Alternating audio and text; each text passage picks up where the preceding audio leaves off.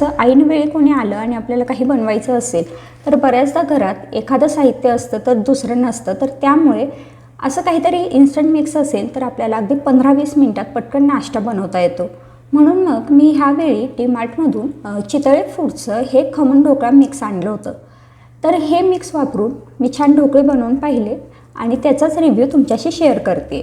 तर हे आहे चितळे फूडचं इन्स्टंट खमण मिक्स. 200 ग्रॅमचं हे पॅकेट आहे. याची MRP आहे 50 रुपये. तर आता हे मिक्स वापरून ढोकळे कसे बनवायचे हे पाहू. सगळ्यात आधी तर आपल्याला हे जे पीठ आहे हे एका भांड्यात काढून घ्यायचं आहे.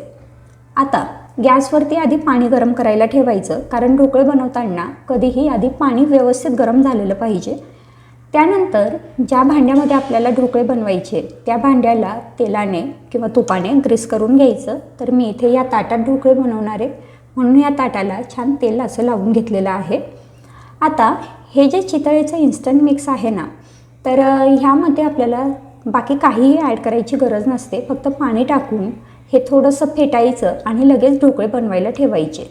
आता इथे हे जे ढोकळ्यांचं मिक्स घेतलं आहे त्यामध्ये मी पाणी ॲड करते.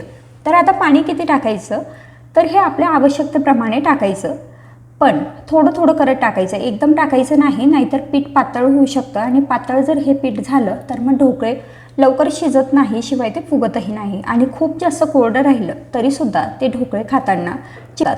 तर त्यामुळे हे जे पाणी आहे ते अगदी मोजून आणि व्यवस्थित टाकायचं.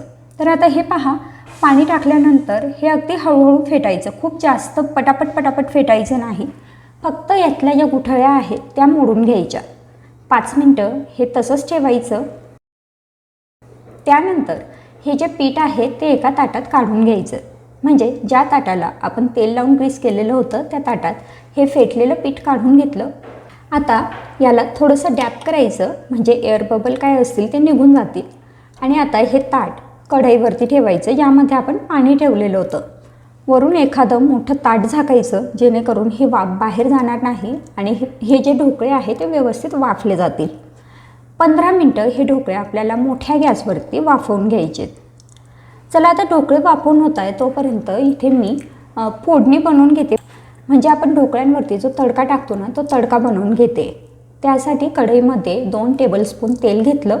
तेल कडकडीत गरम झालं की त्यामध्ये 1 छोटा चमचा मोहरी आणि 1 छोटा चमचा जिरं टाकायचं. जिरं मोहरी तडतडले की 1-2 हिरव्या मिरचीचे काप, 8-10 कढीपत्त्याची पानं आणि 2 चमचे साखर टाकली. त्यासोबतच गॅस बंद केला आणि लगेचच यात 2 चमचे तीळ घातले. आता वरून 1 कप पाणी टाकायचं. अगदी थोडंसं किंचितचं मीठ घातलं, किंचितचा हिंग आणि आता हे पाणी छान उकळू द्यायचं. साखर विरघळेल इथपर्यंत पाणी उकळून घ्यायचं. त्यानंतर गॅस बंद करायचा. 15 मिनटानंतर आपले ढोकळेसुद्धा इथे तयार झालेले आहेत. थोडेसे थंड होऊ द्यायचे. थंड झाल्यानंतर हे आपल्याला हव्या त्या आकारात कापून घ्यायचे.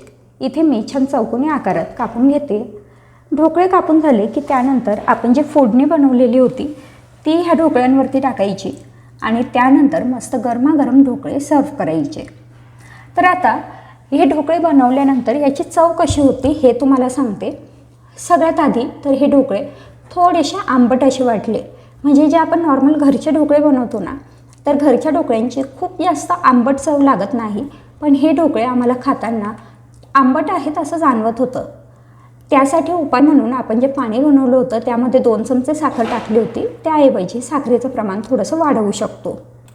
दुसरी गोष्ट म्हणजे हे पीठ जेव्हा आपण फेटून घेतो तर तिथे दिलेल्या प्रमाणाचं पाणी वापरलं तरीसुद्धा हे पीठ थोडंसं घट्ट वाटतं आणि फेटताना त्या ज्या गुठळ्या आहेत त्या अगदी व्यवस्थित मोडल्या जात नाही.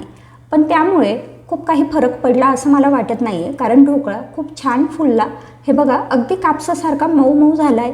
खातानासुद्धा छान, कुठेही ताटत नाही किंवा टाळ्याला चिकटत नाही. अगदी बाजारात मिळतो तसा जाळीदार ढोकळा तयार झालेला आहे. फक्त एकच आम्हाला ड्रॉबॅक ह्या ढोकळ्यांमध्ये जाणवला, ते म्हणजे याची जी चव आहे ती आपल्या नॉर्मल ढोकळ्यांपेक्षा थोडी जास्त अशी आंबट लागते.